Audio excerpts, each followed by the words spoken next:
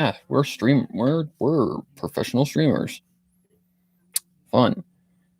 To God, there needs to be more light in here. It's a little dark. Need to get a desk lamp or something. Something along those lines.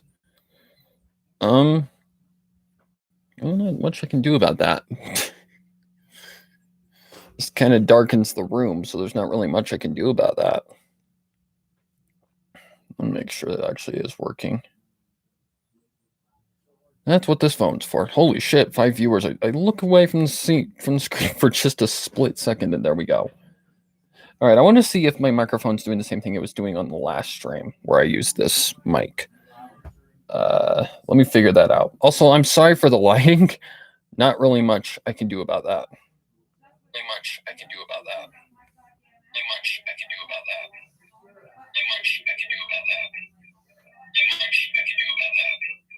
What the hell? Shut up. Okay, it's not doing the thing that it was doing before. That's good. Hello, Charles. Wow, this is wonderful. Hello, Charles. Hello, everyone. I'm just going to say that because screw grammar. I'm sorry that the lighting is kind of bleh, but there's not really much I can do about that in my current position. Hopefully, this isn't really too loud. Shouldn't be, because I've checked recordings to make sure that it's working okay. Looks fine. Seems fine. Also, you're probably wondering why the hell I'm wearing a hat. Well, long story short, my hair has just gone to hell, so I'm not dealing with it. I'm not going to constantly be moving my hair out of my eyes because it is just, I can't do anything. And I can't go anywhere to get a freaking haircut, so that's a problem. Stupid freaking. Anyways, I'm just making sure everything's working fine. But yeah, basically this is just a chilling with you guys kind of stream. I'm not here to do any editing or anything like that. Because I'm going to be honest with you guys, right now, there's not really much I can do. There's a I have a reading planned, but I need one more set of lines before I can even put it together. So it's pretty much ready to go, but it's just not. Is there anything I can do to better this lighting? Let me see. Can I turn on this light? Does that help a little bit? Helps a little. You can see my face a little better. Hate to waste electricity, but whatever. Quarantine hair much? By the time that this whole shabacle came about, my hair was already too long and I needed to cut it anyways. But considering, the budget we live on, it's not very possible to get to a place. Also, if you guys are wondering what this is the new, basically the new noise booth. It's a giant, like almost tent with basically with a the front portion is taken out. It's something I got from my niece, because she was she used it for her homeschooling, but she didn't need it anymore, so they just gave it to me. It's actually really good for a vocal booth, because this mic is really really good at not, like, if you like shout, it doesn't like reverberate all that much. Like as long as you stay close to the microphone, like about right here-ish, right there is fine, and it catches your voice very, very well. So yeah, that's the only reason I'm wearing a hat. That's the only reason my getup's a little different. Hopefully the stream is going okay. I'm just hoping it is anyway. But yeah, this is basically a stream to hang with you guys, because I'm gonna be honest with you guys, there's not much to do. Honestly, there really isn't. I've been on FinFiction reading around. Nothing good. Like almost everything I have that looks good is kind of garbage. Either that or really, really, really cliche. So, but aside from that, I just found out I'm gonna have another niece. Dear God, oh, kill me, kill me, please. So Congratulations. Yay. I know that sounds wrong, but if you understood the how do I put this? If you understood the conditions and the whole story behind it, you'd understand why I'm like not excited about this. Anyways, maybe you can do something. I hate Something Sweet to Bite. I'm not ever doing it. I hate that story. It's not cool. It's not good. It's boring. The pacing is off. I've said many times before exactly why I hate the story, and that's one of the reasons why. The pacing is just bleh. Keep up the good work and don't remind me, please. I'm already freaking stressing over trying to get something done for the month of Macabre, but I've got something going. But the problem is that my brain does not like to work. It doesn't like to function. It just likes to be lazy because it's a brain. I don't know. Hello there. I love your MLP fanfic readings. Union of Soviets. Hello. Great job. Congratulations. Oh, the niece. Yeah. We were hoping for I was hoping for a nephew, honestly. My sister has 2 freaking girls already, and there's got a 3rd one on the way. Oh dear God. We all got quarantine hair. My hair is down on my upper back, and it looks like a hurricane got it. Oh dear God. I was trying to do the long hair thing at one point, and it just was bad. Because what my hair did, I've got naturally curly hair. So when it gets long, it gets curly. So what was happening was like it was coming down, and whoosh, it was like forming these little wings.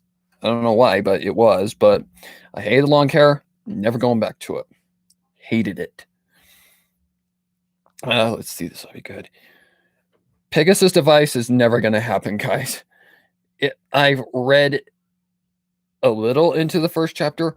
Way too many characters to do on my own. My voice can only go to so many like peaks and levels. So that is just never going to happen. We are all lazy. Rainbow Factory and Cupcakes, I've done both. I hated them. I hated doing those because, long story short, it was during a time when I was not enjoying my life at all. I was not enjoying anything about life at that time because of a certain somebody. I won't bring up anything negative. This is a positive stream. So let's see. My hair and beard hasn't been cut since 2009. Facial hair has been kind of weird for me. Like, there's of course this thing. I mean, you can't really see that well with the camera, but it's just been kind of something since I started growing facial hair. I don't know if it comes from my mom's side of the side of the family, because my mom's family side isn't really known all that much. It's kind of complicated. All I know is my uncle, my grandma, and some of her extra brothers. But that's all I know. Let's see. Long hair is something for people like if you can handle it. Me, I've always had short hair, so to grow it out was just too much maintenance, and it just does not fit. It does not fit my style at all. My hair soup, yeah, we know that, romance. But basically, the problem with mine is just, yeah, it was not working. So in the meantime, what I've been doing is I've been looking at stuff like, let me double check, make sure the sound's okay. Okay, it's not doing the thing that it was doing before. That's good. Oops, hang on.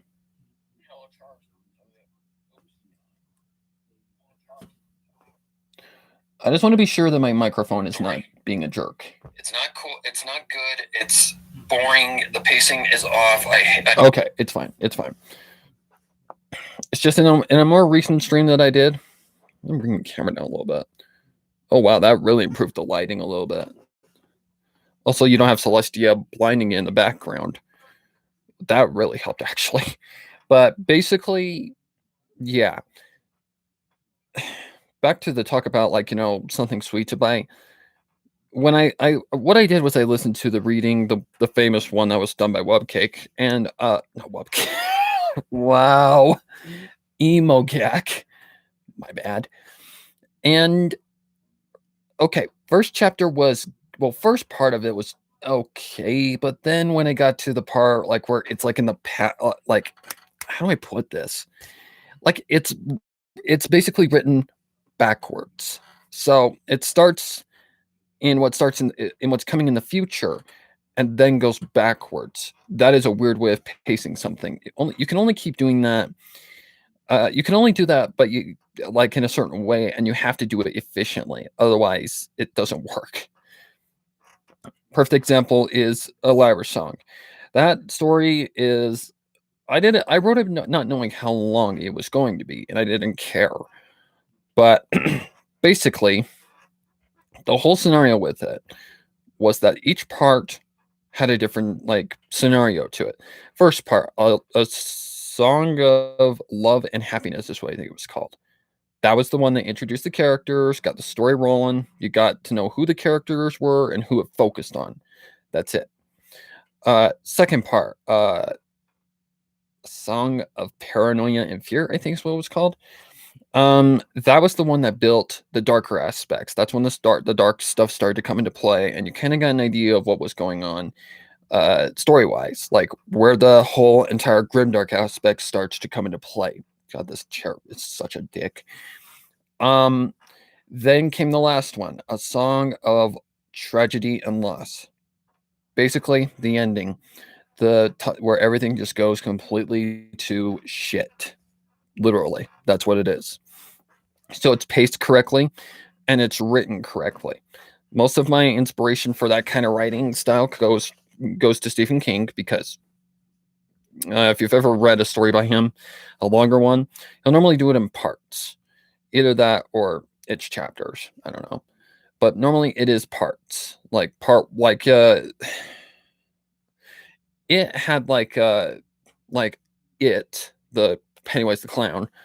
That one had like I don't even remember how many parts to it, but it had different sections of the story, like telling the story of the like explaining who our characters were, who the Losers Club is, and all that crap, and getting across certain things in the story and building it up at the right speed in order to get to the more interesting stuff, which comes later in the story. I apologize for the background noise, by the way, but stream keeps buffering on me. Not buffering for me, so it shouldn't be doing that. Okay, let me turn the volume down and just keep watching, just to make sure that my stream is going okay, because I know that my phone doesn't dick me. Let's see. Guten Tag romance. Guten Tag means hello or like good morning or something like that. It's the German word. I remember hearing that on Drake and Josh way back in the day. Nightmare Moon. Hello, Nightmare Moon. Yeah, that's the point of those particular movies. LP what? Okay. Whatever. Lol. Hello, Devil Dog. Cool. Okay. You get that. You get like from me. Oh, okay. Thank you. The camera was interesting. You've got to admit that. I didn't like it. Very, very cliche, actually. Very, very cliche. Just my personal thoughts, my personal feelings. I don't like those cliche-ish shit, bullshit plots. I don't like I don't like, what is going to happen. The cliche shock horror bullshit. I don't like it. The Kenny Mayor's design was pretty cool, not gonna lie, but it's something that had been done before, and I didn't really care for that. I have a good one. Try Octavia crashes a party and wins a roommate. Okay, never heard of it. Do we even know where Pennywise came from? Yes. In the original story, he comes from, I think, the universe, like a different universe is where he comes from. He's an alien. He's like originally an alien that was banished by the turtle or whatever. I don't know. I have never read the book, but I did like peek through it as a kid. I'm glad I didn't read as a kid. Otherwise, I would have been traumatized considering that gangbang scene. But hopefully that YouTube doesn't do stupid shit. But yeah. So last night, basically what I was doing was I was reading through creepypastas because I've kind of been like, how do I explain this? I've been one on a burn and two on kind of like a drought. Like I haven't had anything to read that's good, nor have I really had the energy. I mean, I've got the energy, but like I've got enough energy to read, like literally, to narrate. But the lack, I'm not gonna lie, it's getting to me. The lack of like stories to read is just it gets to your nerves. It really gets to your nerves. Really makes you kind of go, uh, like it just makes, especially when you have anxiety like me. Oh dear God. That's why I'm like, don't tell me how long it is until Month of Macabre, because that's only gonna make my boom, boom, boom, boom, boom, boom, boom, boom. It's only gonna make my heart just freaking go faster than it already is. Like, just don't remind me, because otherwise, then I'm just gonna freaking be a frazzled mess. Let's see. Book. It's all in your taste, because Stephen King's done all sorts of different kind of ideas, but he is one of my main inspirations. And my first inspiration ever was R.L. Stine, because I loved Goosebumps as a kid. That was my shit. I loved them. Book Horse did one on it. It's pretty long, though. It took her 3 out. My God. Apple Sleep Experiment. I won't be reading things others have already done, especially if it's Lost in Mag. I can't make it better, so I'm not even going to try. I cannot physically make it any better than it was what they did. Like that scene where freaking Applejack just goes nuts. I don't know how the hell they edited that together, but they did it in a way that I don't know how. I have no idea how they did it. Who really likes cliche? Not really the best method to use for a movie. No, because it just repeats shit that's already been done over and over again. That's why I like unique horror, like with original ideas. This was my nitpick. And the main reason why I'm so glad MLP finally called it quits at season 9. Because we were getting repeats of old lessons we'd already learned, da, no originality whatsoever. And when that happens, that's the key. When you know that you can't do anything better than what you've already done, it's time to shut it down. Boom. Like, yeah, I've got a few in mind. Like, I've got some backups, don't get me wrong, but I need to have the time to read them, to sit down and really, like, listen to them. I loved the finale. I thought it was great. I thought it was done well. It wrapped up the book, well, closed the book, technically. It closed the book and made it a good ending. Like, you can get terrible endings, but I found it respectable, and it really paid tribute to us as well, because in the song, when they say this is where the magic happens, this is where the magic lives, they're not talking about Ponyville. They're talking about us, the fandom, because we are the flesh and the blood that keep it going. We're like the heart of the fandom and the show. Without us, the show would have never gone to where it had gone before. Never. It ripped off Avengers Endgame and too many fucking cliches.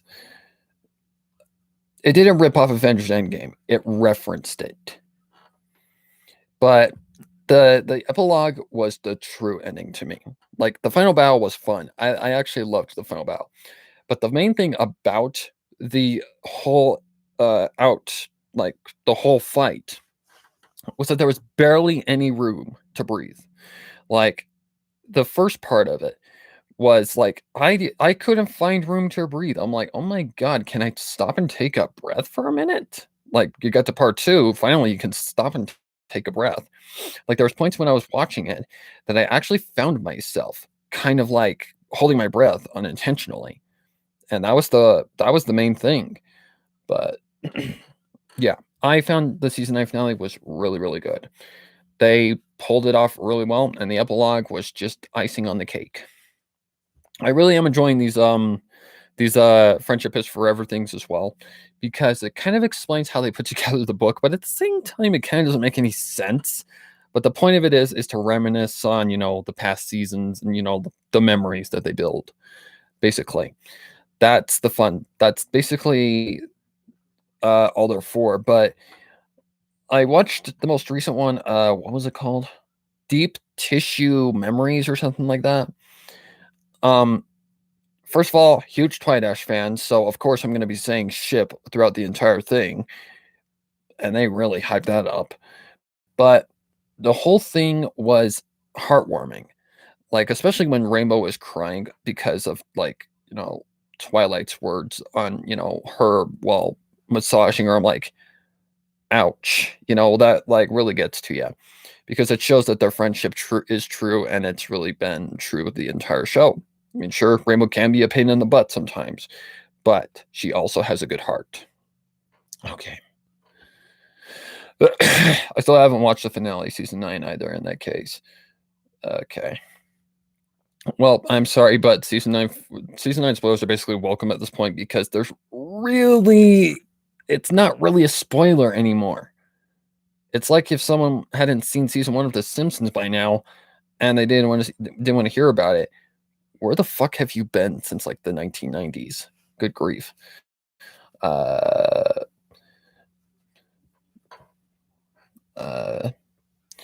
Chrissy and Starlight. Okay, yeah, this battle was a little shorter than I would have liked, but that wasn't the point.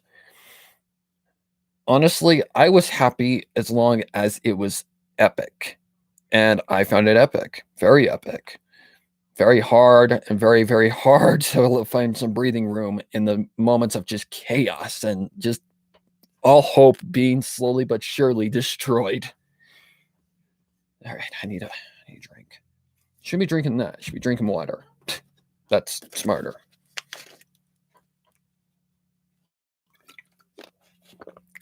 Tapware. Let's see.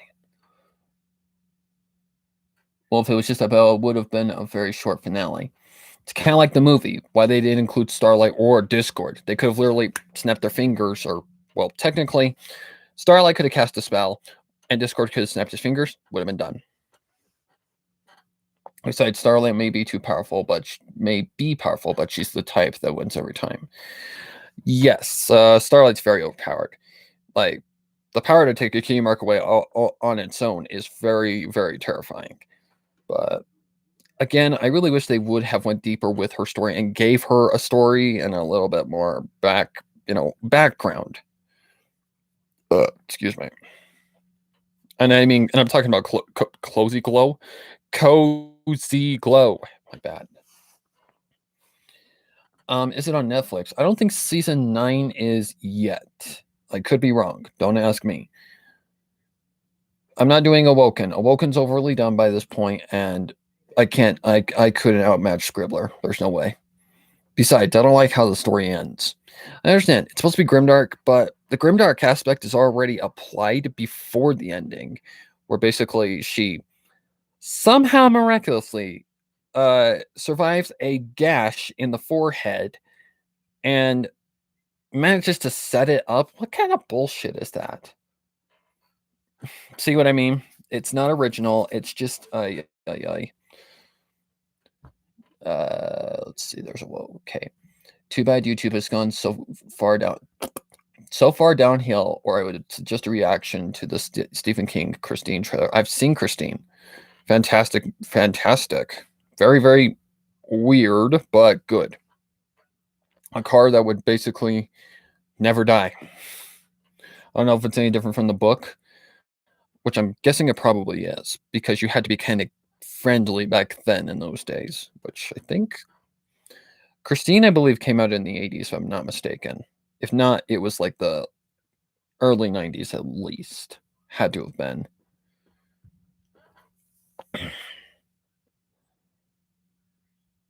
What? I didn't delete you. Oh, for fuck's sake. Message. Okay, view. I did not mean to delete that message, but okay. I'm doing an SFM that fixes the fight. It should be up on my channel soon. I was inspired by the League of Legends song "Legends Never Die." Well, the thing is, Death Dealer, you've got to look at it as what it is. It's still a kid show. It's still intended for kid audiences. They can't go fully deep on how they end these characters. Besides, Chrysalis didn't get reformed. None of them did. They finally put that stupid card away, and they decide to finally give us something that's different. That's one thing I really respect the finale for. Do not turn Chrysalis into a fucking piece of shit. Like, what did they call him? Like a rainbow bug? Like, yeah, don't turn her into that. She's too good of a villain for something like that. The character that always wins is super duper boring. Exactly. Thank you. Yeah, season 9 I don't think is on Netflix. Not yet. Now it makes me not want to drive. Can't even drive anyway. Yeah, this one. Wait, wasn't it based off of that one car that is like cursed? If I remember correct, I think it is. Yes, Christine is actually based off of actual true story. There's actually a car that's one of the most haunted things in history. Basically, anybody who purchases it ends up dying because the spirit of the original owner is in it or something like that. I don't know. No, okay. We may never know what Stephen King had behind that wheel of fury, the wheel of that fury. Like, Stephen King was on all sorts of shit back in those days. So it could be a little, I don't know. Well, She-Ra and the Princesses of Power is for kids, but they aren't afraid to show same-sex relationships and possibly other sexualities like that. Yeah, MLP wasn't afraid to show it. There was gayness. There was actually. Why do I think there's two? Because I think there was. Let me think for a minute. Because I remember. Oh my god. Because I know that Lyra and Bon Bon were definitely a thing. They were definitely a thing. It was right there, plain as day. But I want to say there was another thing that was canon. I just can't remember what it is. Whatever. The Black Volga. Never heard of that. Probably smoking a bit of. Nope. He was smoking worse. He was doing lines. That's what he was doing. He admitted to this while writing It. That's why it's such a freaking bizarre story. It made him do all sorts of crazy shit. I kind of want to write a fanfic about if MLP and Battlefield 1 mixed, but I would need a spell checker and a good place to upload it online like Wattpad. Fan fiction would be perfect. The only thing about fan fiction you gotta be careful about is there's a time period on, like, because what you do is you make a document on like that's how you start a new chapter or like make a chapter on a story.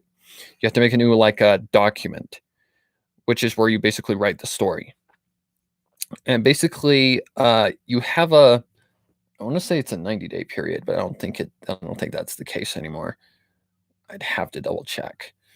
But basically you have a time period on how long you can go without, editing the story before it just and it doesn't matter if you had saved stuff on there.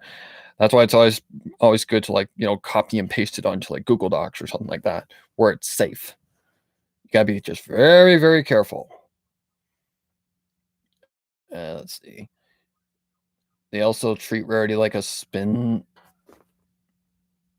Oh, is that one character? Because I know there's someone on a project that I work on that I can't really say much about. Her name is Spinel Star.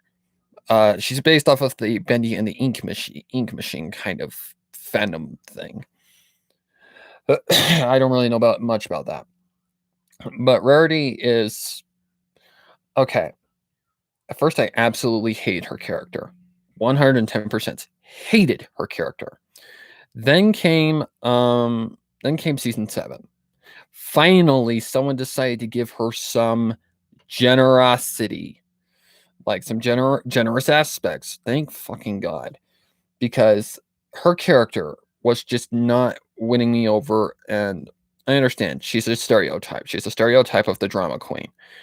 But the thing is, if you're gonna make her the element of generosity, show the generosity side of her. I know characters can have flaws, but season 7 was where they made it. Made her like actual good side come out.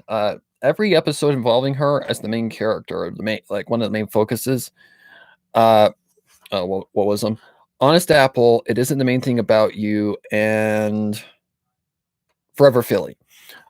3 fantastic episodes that show Rarity is a good character and really plays on her character to make her a good character.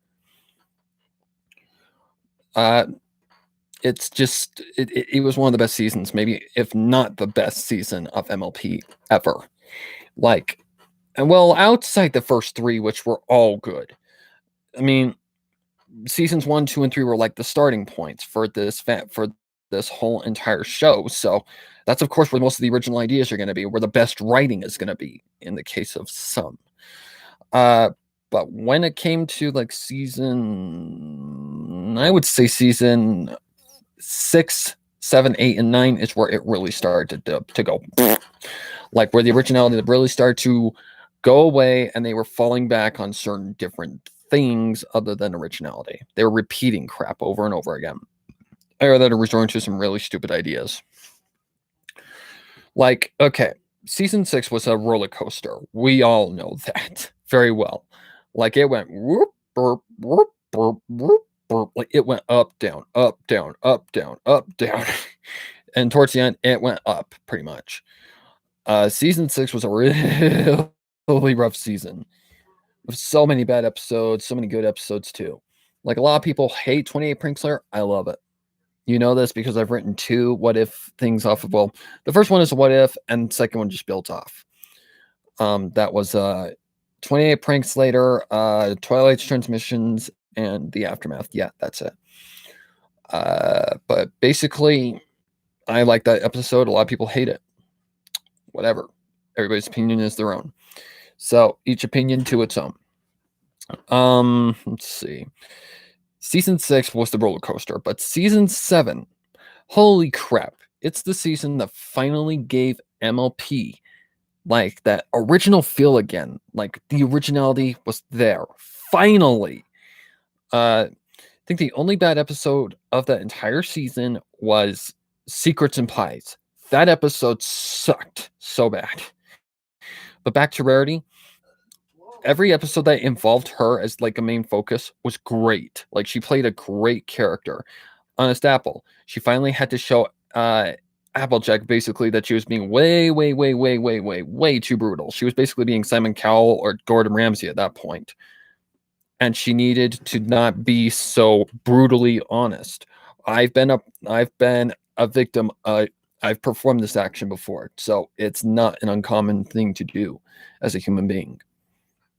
But basically, season 7 was what really got me to like Rarity's character. Finally, after freaking 6 other seasons that didn't show her character really any good morals or anything like that, minus a few little exceptions. Like there were some good episodes with Rarity as the focus, but any other time she's just a whiny freaking crybaby, literally.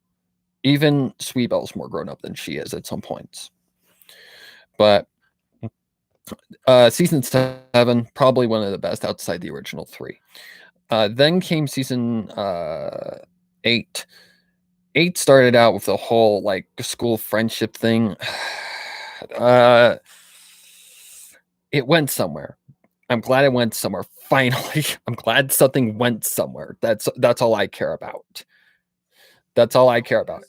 Like the character, well, oops, not the character, but the school friendship didn't go to waste.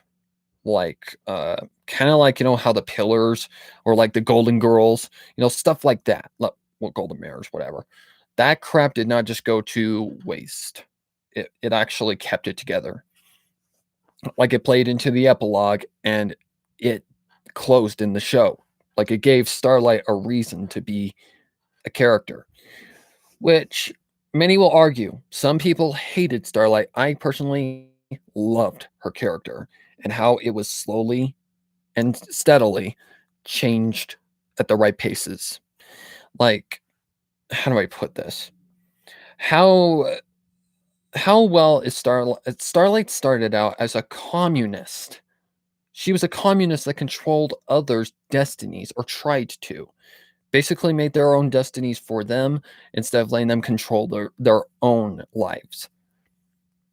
She was an overlord and a ruler that was basically Stalin of the Soviet Union. No offense to the person in the chat. Yeah, that was pretty dark, and is honestly the premiere episode that still frightens me whenever I rewatch it. It's terrifying. Honestly, it's 100% terrifying. It does not feel easy at one point. Even seeing like Twilight get her what's her thing? Cutie mark like ripped off. Oh my god. Voice acting, yeah, applause, because it felt real. Very dark topic and everything. But season 5, season 4 was probably maybe the second best one because it actually had a story with it.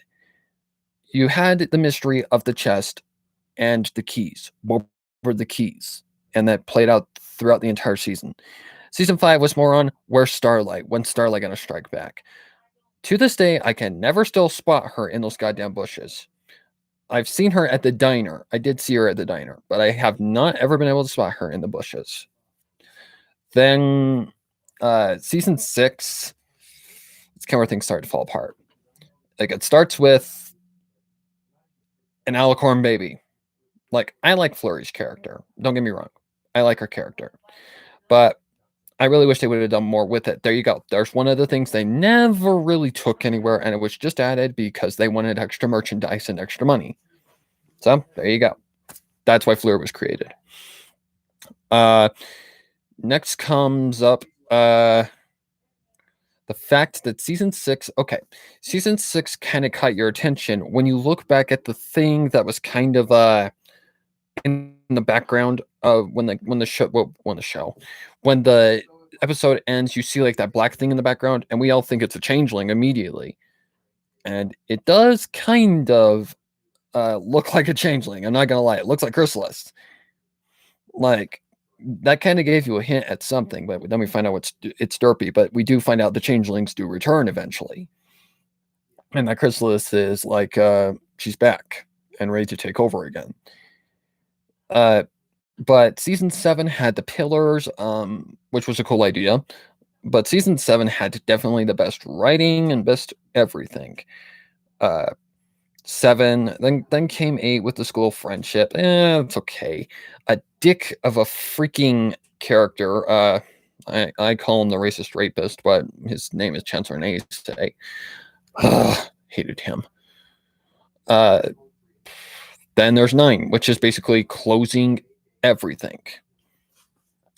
Season 5 was definitely a great season. Don't get me wrong. Definitely had a lot of good episodes. Crusaders of the Lost Mark, the main attraction, the opener. There was really not. Well, I'm not going to say that, but there wasn't really much bad in season 5. So season 5 would be close to season 7 if it was a little different, but whatever. I felt like Starlight's reformation was a little rushed. Not gonna lie, she did seem a little rushed, but then they did the right thing with her character. Slowly but surely built the character. Starting with what was it? Every little thing she does. That episode was basically the struggle of being the student of a matriarch. Like, literally, every student struggles. No student's perfect. They're gonna have their struggles. They're gonna have their times when they do stupid shit. And Starlight heavily depended on magic to do everything for her. So you can't. So it's like if you're a drug addict trying to combat that addiction. It's not something that you can basically perfect overnight. You're going to have these relapses. That's basically what Starlight did. She had a relapse back to magic being the thing that she depends on the most. And there you go. It's basically an episode where she relapses back to her old style. Not entirely, but she also struggles with making friends and doesn't really trust that aspect, which is what was addressed in the season 5 closer. Like, she's afraid to make friends because she's afraid she's going to lose them. So she has a hard time making friends, and she has a hard time, being who she is, rather, unless she's depending on magic to do it for her. So that happens. I mean, God, it's been a while. Trying to think of like the other Starlight episodes that were like important, but they built her character correctly. I'm not gonna go through every single aspect that made her a great character. They paced her correctly. They didn't just make her this OP character that basically gets away with everything. She had her downsides, and she learned how to combat those and become a better character.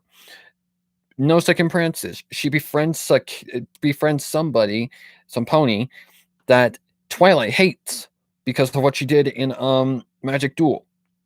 Even though she was under the influence of the Alicorn amulet. So, is it wrong? Yes, but at the same time, it shouldn't be like worth hatred. But Trixie learned her lesson, and through Starlight, she learned what friendship was, and that's what really helped to make her character likable again. And as time went on, Trixie really grew on me, especially the one where, what is it, like Road to Friendship?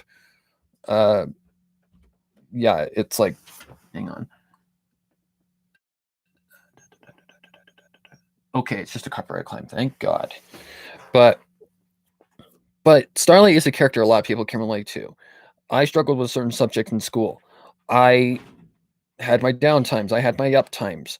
I made mistakes. I combated them. Like, in my entire time as a director for, like, VAs and all that stuff, I fucked up once, and I took full responsibility for it. Basically, what happened was I had 2 VAs. One was kind of lacking on her lines and had missed the timeline, or the timeline. Oh my God, the whatever, the end, the date line, whatever. I don't give a shit. Basically, they had missed it. So I contacted another friend of mine that had done the character before and told them, "Can you get this done?" So she got it done in like 30 minutes. So I'm like, okay.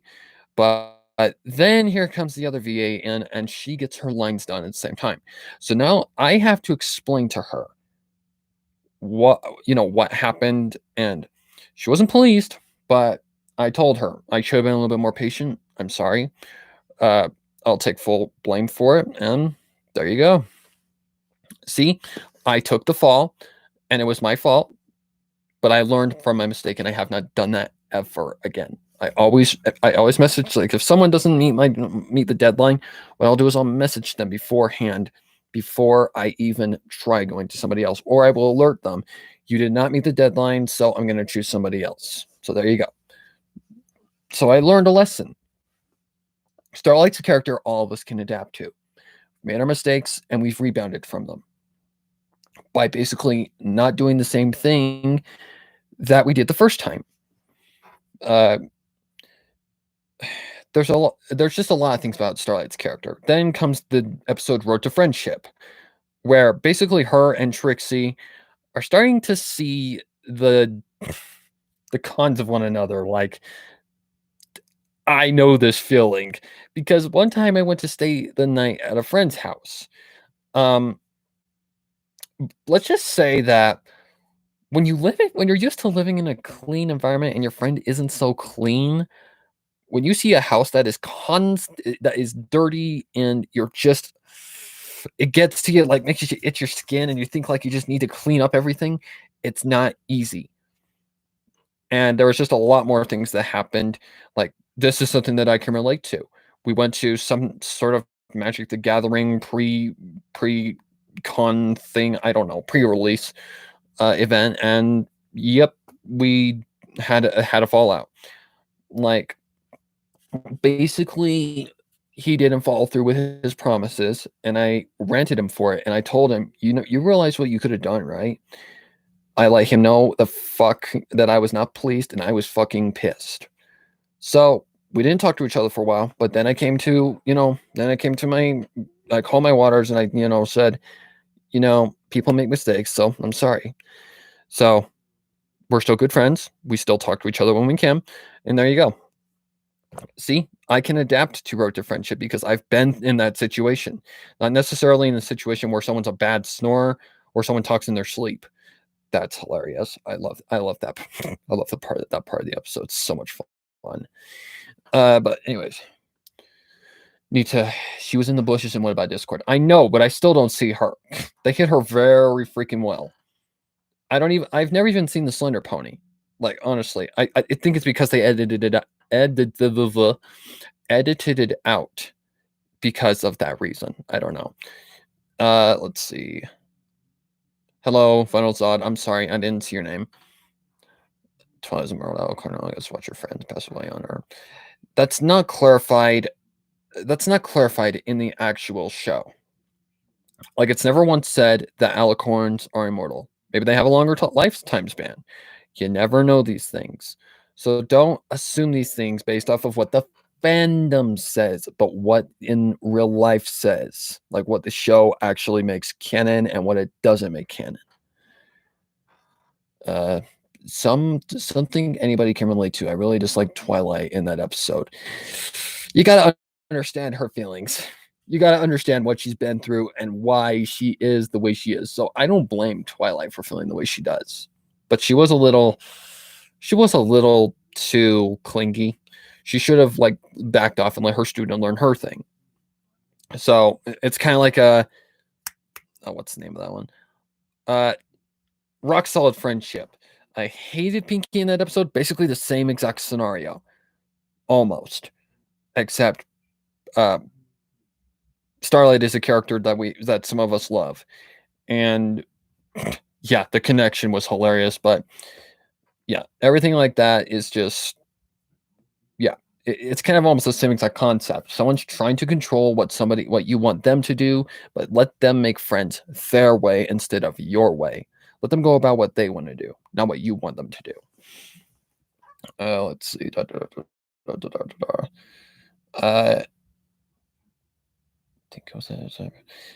It feels like I got shoved through the super speedy cider squeezy 6000. Okay. The deadline, that was the word I was looking for. All right, see you, Death Dealer. What Starlight said to Trixie was interesting. Well, I look forward to rehearsing the act with you all night. So nice of you to go over it and over in your sleep. That's funny. You can see Slender Pony in Silver Quill's review. I know that they had to like take it out or something. They edited it out or something along those lines.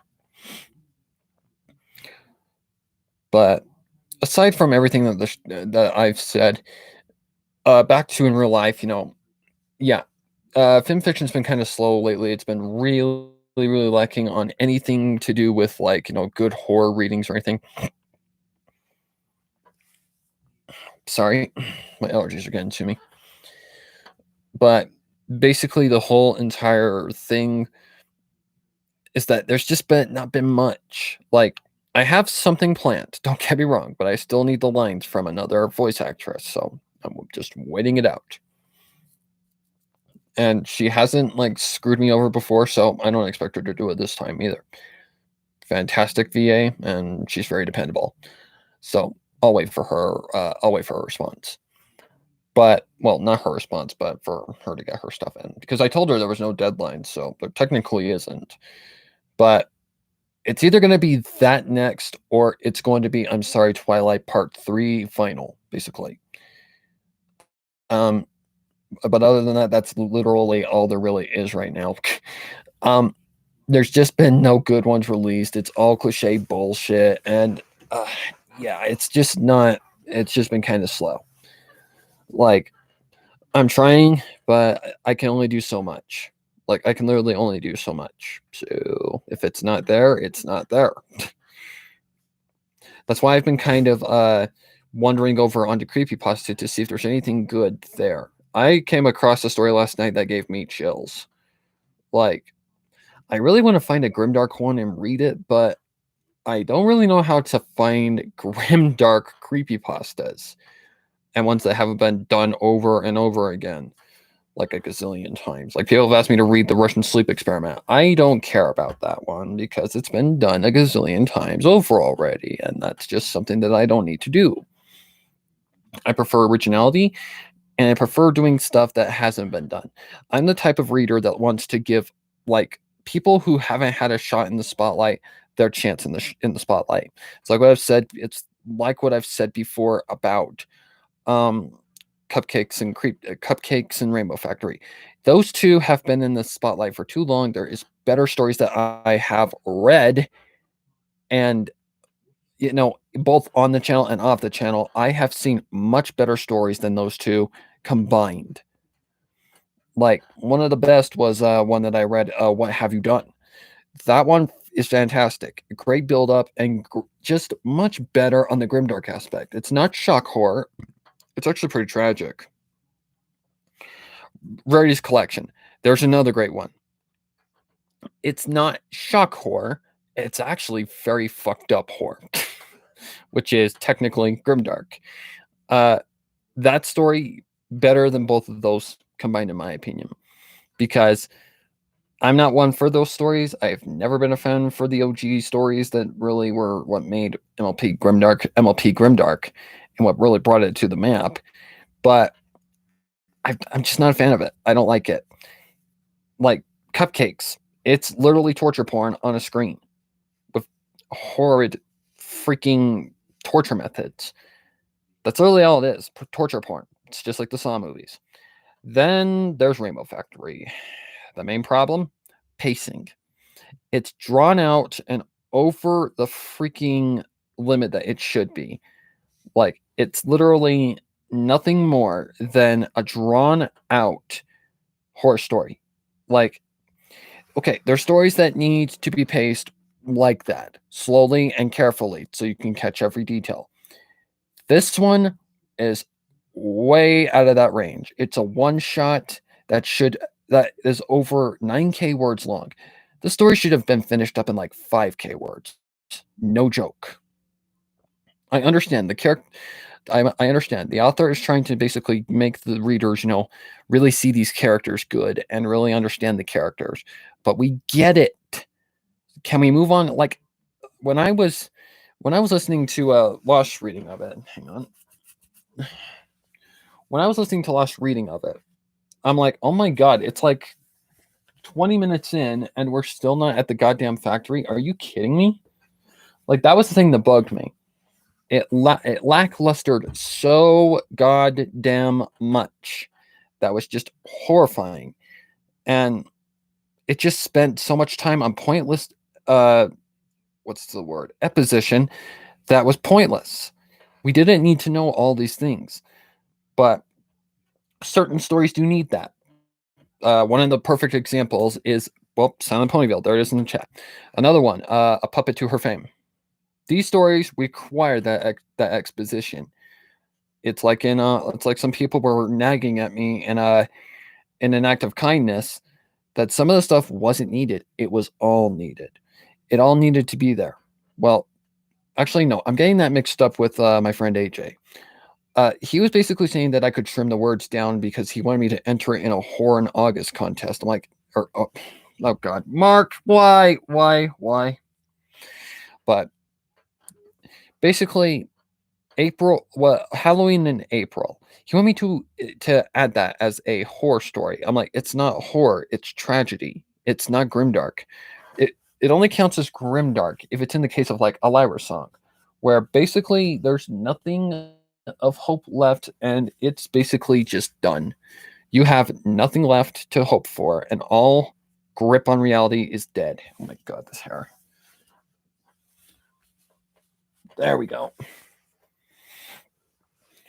But basically, that is the main nitpick that I have with those two. There are so many better stories out that are much better paced and much better done. Like, no joke. Way better. Rarity's Collection is done very well because it holds the twist very well. Like, you feel like it's from, like, originally it's from her point of view. Because what I did was I read it and I found the first person aspect. Well, one, I was younger, I should say, and I was learning how to really do longer extended readings and as characters as well. So I wasn't going to read the whole thing as rarity. I decided to do it in for not first person, third person, and the author didn't have a problem with it, so I just went with it. Well, it got a crap ton of views. Still is getting a crap ton of views. What am I talking about? Well, basically, the whole aspect of Ray's collection is that it's done at the right pacing, and there's nothing left. There's all that is in there makes sense, and it actually it paces itself well and does a great job at keeping that twist hidden. Like the only time you know when it's Fluttershy in that room or that she's still alive is when she whines. And if I remember correct, in the dialogue, it did, or not in the dialogue, but in the actual story, it does say that there was like a whine from the darkness or something like that. That is kept so freaking well hid throughout the entire aspect of what is going on that I consider it one of the best. It's definitely one of the better ones that I've read by far. Hello, Dawson Murray, and hello, Donovan Rubin. Wow, that is a tough name to say. Silent Ponyville, it needs all that exposition. It's basically based off of Silent Hill, and if you've ever played a Silent Hill game, you know why that exposition is needed. Because it's a very well defined story and very well told story in the fashion of Silent Hill and what Silent Hill is supposed to be. Like doing a parody of something, this is why I don't like doing parodies. Doing a parody of like something that's already been done. Here's the problem with my brain. My brain prefers originality and not building off of somebody else's style. Now, okay, in the case of like Chrysalis' Revenge, with the Saw referencing and the Would You Rather referencing from like the friendship test, I didn't plagiarize it. I just referenced it and got inspiration from it. It's not entirely all Magpie's story.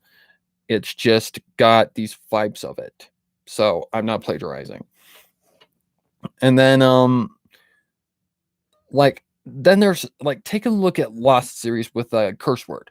That is one well put together, minus the ending. I still really find that ending kind of cop out like, but whatever. It is what it is. It's probably easier to read on page rather than in visual form. Really, it probably is. But I don't know, I haven't looked at it. But I don't touch their stuff because they've already perfected it, so I don't need to touch it. Plus, I don't prefer doing, I don't prefer doing the big name stuff just because it's big. Like if it's a smaller story and it's good, I'm gonna read it. Anything that catches my fancy, I will read. Minus if it's not safe for work. Then we got a problem. But that's an exception. Let's see. Silent Ponyville, I believe, it has a lot of similarities to Silent Hill. Yeah, exactly. That's because that's what it's supposed to be. It's supposed to be a dead reference to Silent Hill. Well, not a dead reference, but it's supposed to basically be Silent Hill, only ponified.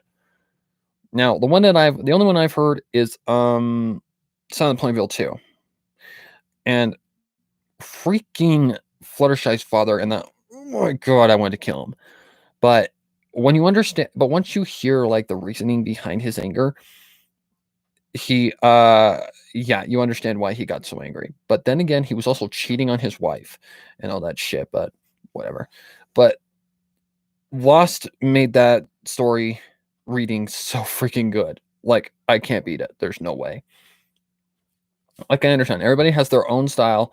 They have their own way of doing things, and that's how I put it. Like, if I'm going to, it's like somebody yelled at me once for reading Let Her In. They were accusing me of copying Goody's Let Her In reading. The truth is, I read it in, I think it was August. It was either August or April, one of the two. I want to say it was August, though. Hello, Kessie. Hello, Kessie, by the way. But I read it in April. April or August, one of the fucking two. I read it in one of those months. Way before Goodies was even released. So don't dog me on that because I didn't take shit from Goody. And two, the owner of the story is the one who decides what is and what's not going to happen. So they had no right to say that. And I just told them flat out, look at the dates of when these were posted. Literally.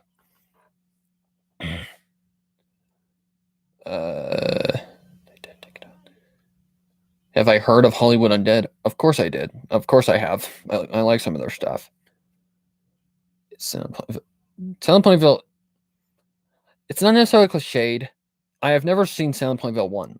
I've heard of it, and I kind of think I know the whole aspect behind it and what the point, like what the whole plot is behind it. But I've never personally like listened to it. So I don't really know if there's cliches in it. I mean, there's probably Silent Hill cliches in it, of course, but yeah, you got to really know what Silent Hill is and why it exists in order to understand why Silent Hill or how Silent Hill works. If you're at Twilight's Dollhouse, nope. And there's a main reason why I won't, because of a certain somebody. Let's see. Have I read Muffins? Nope, I don't like it. It's overly done and stupid. It's stupid. I don't care for that kind of shit that's overly done, and at some point it's pointless. So I won't read it. Which Dad in the second Silent Ponyville reminds me of Tommy's dad from that word. I know that's a Stephen King book, but yeah, I don't. Oh, the dad who wants you to basically be perfect. He didn't necessarily want Fluttershy to be perfect. How do I put this? Fluttershy's father basically didn't want anything to do with his daughter because of what was going on. One, his wife was dying, and two, he was out doing the woogie doogie with other mares. Because of it, I don't know. I'm not the best at explaining those kinds of things. There's even a movie of Silent Hill. Don't watch it. It sucks. Like, it is horrible. Very, very bad. It was what he was saying to her about the dragon. I don't remember. If I remember correct, all I remember about the dragon was that it was just something that was said in the story to make it. I don't know how to explain it. Like, how do I put this? That the dragon was kind of a step or like a layer to getting into Fluttershy's memories. Like something there that was trying to push her out, but at the same time she knew she couldn't. I don't know if it was connected to her memories or whatever. I mean, it's been forever. I haven't watched it since. If I remember correct, I think God,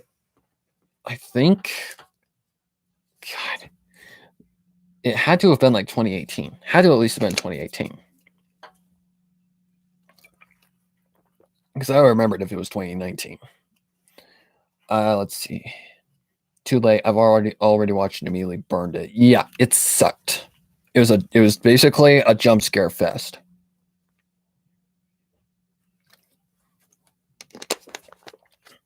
Hang on.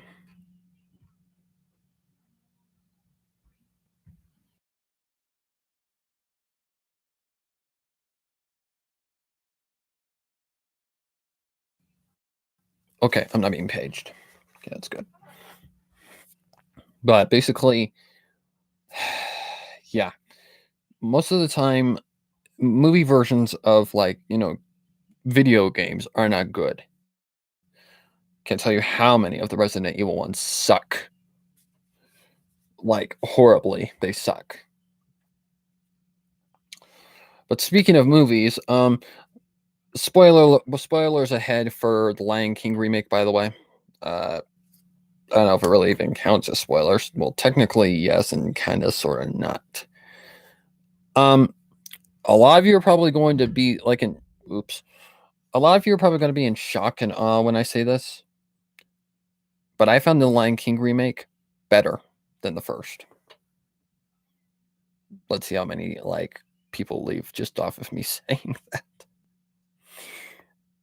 And let me explain why. Here's where the spoilers are going to come into play.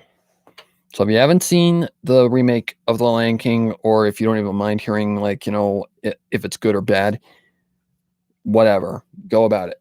You've been warned, though. Basically, here's what I thought was better about the remake than the original. The darker aspects of the film, of course, me, someone who delves into dark shit, is going to love it. But let me explain it in a way that would make better sense. Okay, don't get me wrong. I love the original still. It's amazing. I love the original and its animation and everything, the story, the time, and everything, everything about it I love. But this one just had something else that made it better, in my opinion. The main reason is this. It explained certain things that were not explained in the original. So the main thing that it explained was like the two things that it explained the best. How the hell Nala got all the way out to where Simba was without any explanation whatsoever. And more on Scar's reign and the impact it had on the Pride Lands. You can tell this movie is not meant for kids. It's more adult based. And because there's even a shot where Scar is feasting on an antelope, and you can see the blood right here in his fur. You can actually see blood. It's right there, and you can see it plain as day. I'm like, whoa. That immediately was okay, this ain't made for kids. But okay, story. Does it completely follow the original story of the original and all that shit? Yes and no. Yes and no. I guess you could say that this was a more how do I put this? A betterly told version. It put some puzzle pieces in the missing slots that we missed in the first one. Okay, explanation for how Nala got all the way out to where the hell Simba and Pumbaa and Timon were. It's explained in this. You see the cause, Scar's actions and how it impacts the entire Pride Lands.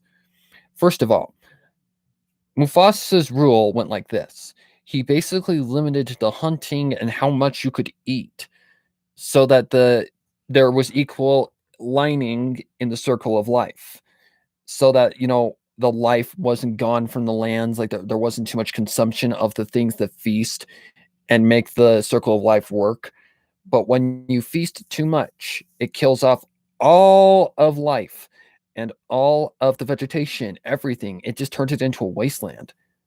So that's explained very well. And I like how they turned it into I like how they show that a majority of the animals went to where Simba was because there's water, there's food, there's all that shit. And it had great humor, but it went deeper into Scar's rule and made him a lot more of a sinister character. Don't get me wrong, Jeremy Irons will always be Scar for me. Always. He's always going to be the Scar for me. That line, "Long live the king." You are always going to remember Jeremy Irons' portrayal. But Mufasa's death scene in this one felt more real. It felt not just because of the visuals, but more on how it was directed. There's two times when he gets hit by that herd, and you're like, whoa. You hear the hit, boom, bam, you hear it hit, and you're like, oh my god, he's dead. There's no way he's alive. You see him get hit, and you feel like he just cracked some ribs or something like that. It looks like he got pummeled. And then finally, when Scar betrays him, it feels real. And when they show his corpse, you can actually see some of the trample marks on him, and it doesn't show any blood or any guts or anything like that, but it's still more impactful in my opinion. I don't know, it's just because I don't have a soul and the original just didn't do it well, but I preferred that I prefer the new one over the original. There's also just a lot more behind the scenes kind of stuff going on too. Like Scar's reign was the main thing that was being played upon, and how it impacted the Pride Lands. The animation, gorgeous. Not a flaw in sight. It looks so goddamn real. And okay, here's where the problem that everybody was seeing with the film, that the animals looked too animal-like. I will agree, they did. They made them look way too animal-like. But here's where it was saved. Because of the voice acting. As a voice actor, you understand this. You get it. You understand that voice acting correctly, like casting someone right and getting the voice acting correct, making it seem real and making the characters really come to life, you know that if you get the right voice, it can bring that character right to life. Like they can look stale, but the voice is what brings the character to life and gives them those emotions. This film does fantastic at that. Like, okay, they look real, but the voices tell the character's story. And the voice acting is great in this film. I was really scared when I heard Beyonce was gonna be like Nala, but honestly, she didn't do a bad job. She honestly did not do a bad job. The music parts were still fun. They changed a lot of things up, and the changes were good in my opinion because they made it more adult oriented and they made it seem more sinister and a lot more dark, and they made it seem more like how lions would really act. Like if you took the voice acting out, you'd think you were watching a Neo Geographical channel, like a documentary on lions or something like that. Like it literally looks like they took a camera to Africa and just filmed everything. It does. There's points when you can tell the CGI is there, and there's points when you can tell it's not. The majority of the time, you can't tell it's CGI. It's ridiculously good. Like the animation looks gorgeous, and everything just all in all retrospect looks good. Like it's pleasing to the eye. The voice acting is great, and they just treated the other film with respect. In my opinion, I think they did a great job, and it's better. Honestly, I do. I mean, honestly, it's just better done. And even though Jeremy Irons will always still be Scar for me, the voice actor for freaking Scar, he did great. Like unbelievable. He did great. Like there was the point where he was like, telling Simba to run away and never return. Oh, in that scene, I was like I was angry because his voice acting was so on point. Yet in the original, okay, here's the problem with Scar in the original. He looks evil. First thing you see him, evil, bam, hello, villain, welcome to the film. Like, he's going to be evil. I mean, from his colors to his eye color to just how he looks, he is just screaming bad guy, bad guy, bad guy, bad guy, red flag, red alert, like screams bad guy. In this one, he looks more like a feral lion, honestly. He looks more like a malnutritioned lion. Like he looks like he also has like a missing hair problem or something like that.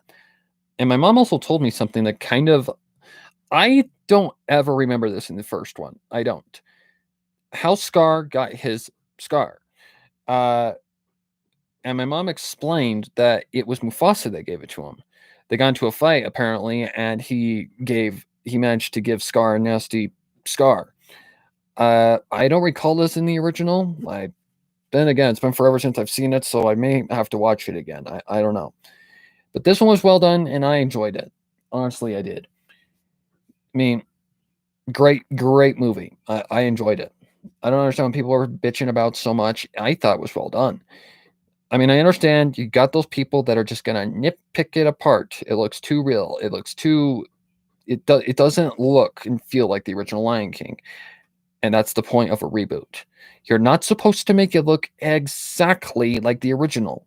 You're supposed to add in like those little teensy differences that can make it a better film. And in this case, they did it.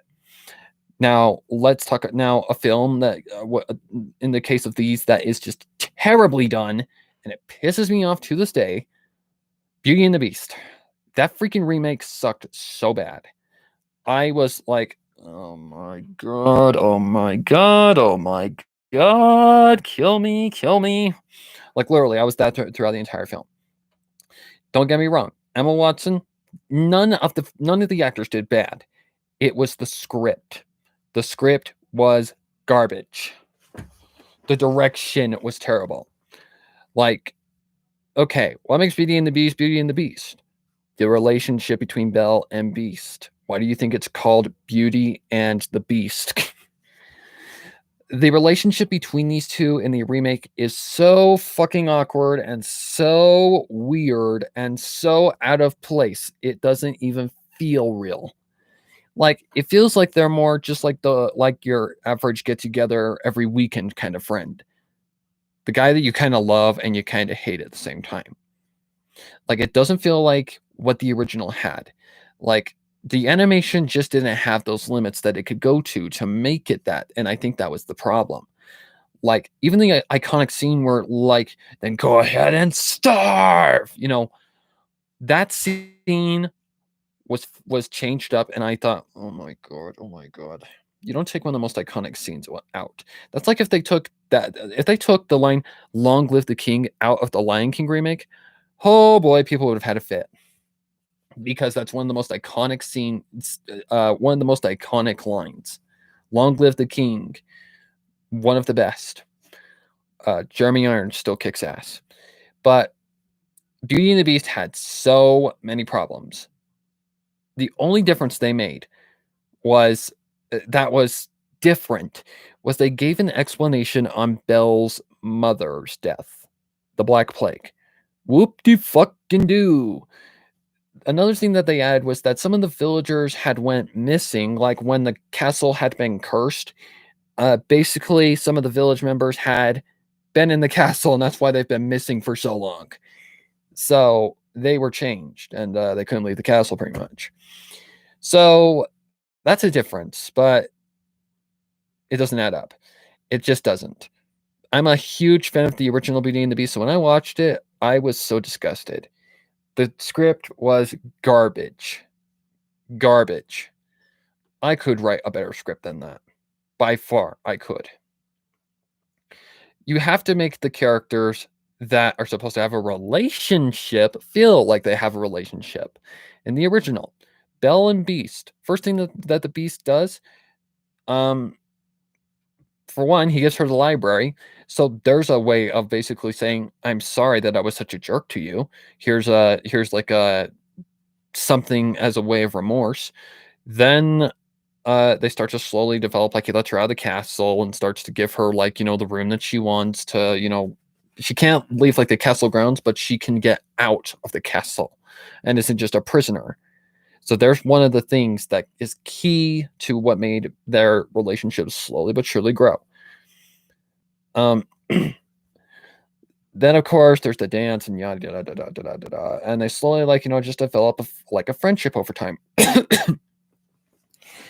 This film, I just don't feel could go those lengths, and that's what made it lackluster, so bleeping bad. So, if you're a fan of Beauty and the Beast, stay away from the new one. It sucks so bad. But in my opinion, the new Lion King, it's good and better than the original, in my opinion. And it hurts to say that, but I truly just think that's my opinion. Anyways, how long have we been talking? 1 hour and 18 minutes. How's my throat feeling? It's getting a little tired out. But back to what I wanted to talk about. First of all, I want to thank all 5,256 of you. I think that was the number or excuse me, 356. I forgot. I keep thinking I'm in the 5,200 range. This channel has been growing exponentially over the past week. I cannot believe the sub rate that has gone up since since I hit 5.3K. Like, it is absolutely crazy. But I just want to alert you all that because pony stuff is lacking, I may resort to doing a creepypasta. I'm going to be delving into creepypasta a little bit just to see, what's there, to see if there's anything good.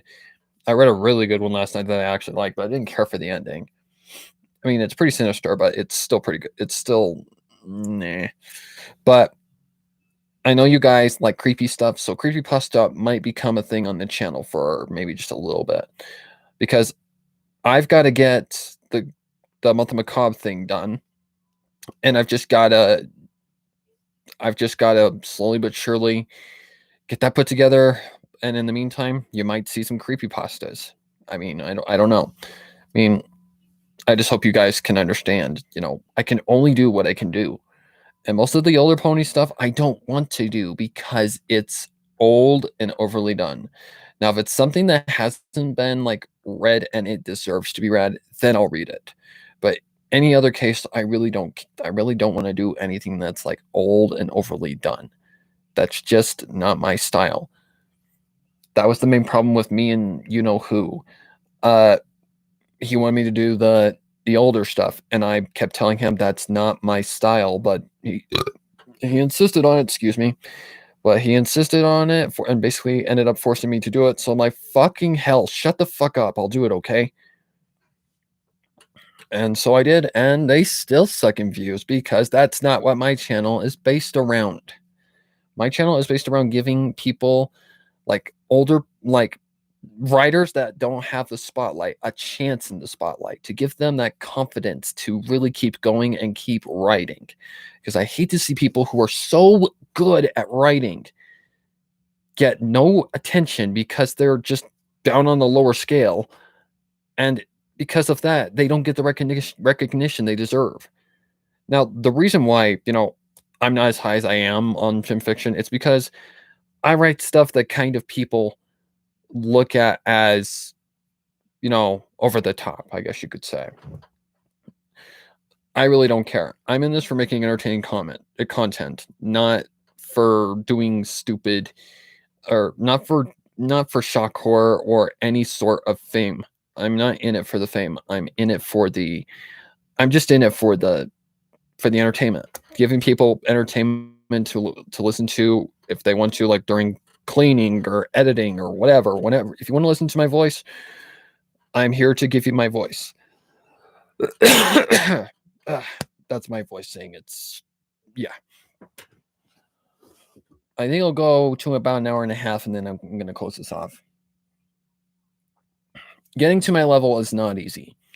It hasn't been easy. I've had to go through a lot of curb stomps and all that shit. I've had to go through some shit to get to where I am. It's not easy. The aspect of like the editing aspect and all that shit, that just comes with experience. Honestly, it does. Like, where I learned how to basically find my voice rather than trying to mimic somebody else's, which was Edgelord Sparrow, pretty much. The guy that used to narrate like this, down in this kind of tone. How the fuck did I do that? But that was Edgelord Sparrow.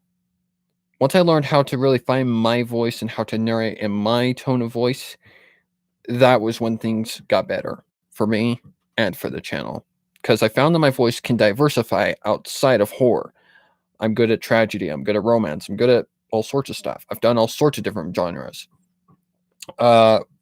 First, like a good example would be a Motherly Princess, the one about Celestia adopting a kid.